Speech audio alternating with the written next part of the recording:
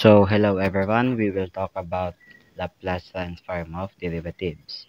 So, according to Laplace transform of derivatives, if ft is a continuous function of exponential order and all its nth derivatives is at least piecewise or sectionally continuous over every finite interval, then Laplace of f prime t is equal to s Laplace of ft minus f0, and Laplace of f double prime t is equals to s squared Laplace of ft minus s f of 0 plus f prime of u, and Laplace of f third prime t is equals to s cubed Laplace of ft minus s squared f0 plus s f prime 0 plus f double prime 0. So let's try to solve the third order ordinary differential equation. Y triple prime minus 3y double prime plus 3y prime minus y is equals to 0.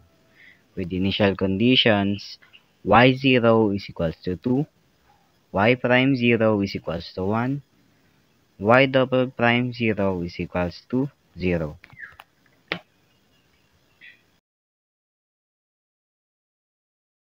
Assume a solution of the form y is equals to e raised to rt. Plug into the differential equation r cubed minus 3r squared plus 3r minus 1 is equals to 0. This is the perfect cube, which is the r minus 1 cube is equals to 0, which is the r is equals to 1 is the triple root.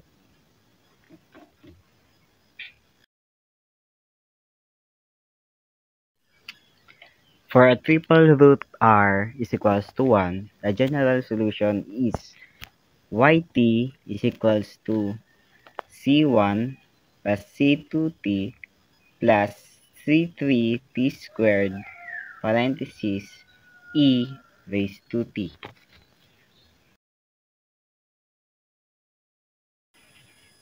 So, we need to compute yt and y prime t and y double prime t and plug in t is equals to 0.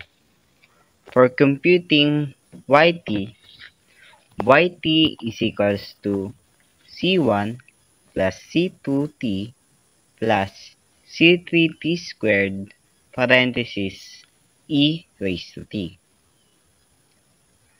For computing y prime t is equals to c2 plus 2c3t parenthesis et plus c1 plus c2t plus c3t squared parenthesis e raised to t,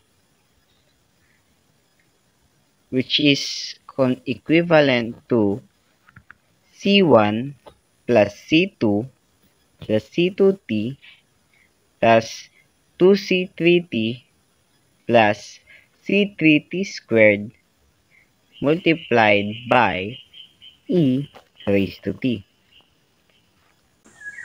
For computing y double prime t is equals to c2 plus 2c3 parenthesis plus 2c3t plus c1 plus c2 parenthesis plus c2 plus 2c3 times t plus c3t squared multiplied by e raised to t. So let's now evaluate everything at t is equals to 0. So y0 is equals to c1 multiplied by e raised to 0 is equals to c1 is equals to 2. So y prime 0 is equals to c1 plus c2 multiplied by e raised to 0 is equals to c1 plus c2 is equals to 1. Then y double prime 0 is equals to c2 plus 2c3 plus c1 plus c2 multiplied by e raised to 0 is equals to c1 plus 2c2 plus 2c3 is equals to 0. So let's try to solve. C1 is equals to 2, which is that we get previously.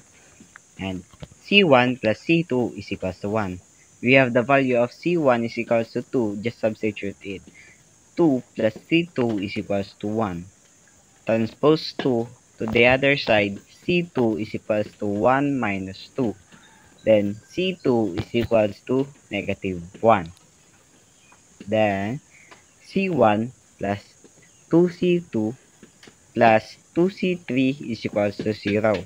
We have the value of C1 and C2, so just substitute it. 2 plus 2 negative 1 plus 2C3 is equals to 0. Multiply by 2 minus 2 times negative 1 is equals to negative 2. 2 plus negative 2 plus 2C3 is equals to 0. 2 plus minus 2 is equals to 0. So, 2C3 is equals to 0. Bring down 2 in C3 so that we can cancel it. So, 2C3 over 2 is equals to 0 over 2. So, C3 is equals to 0. Then, the final answer would be yt is equals to 2 minus t multiplied by e raised to t.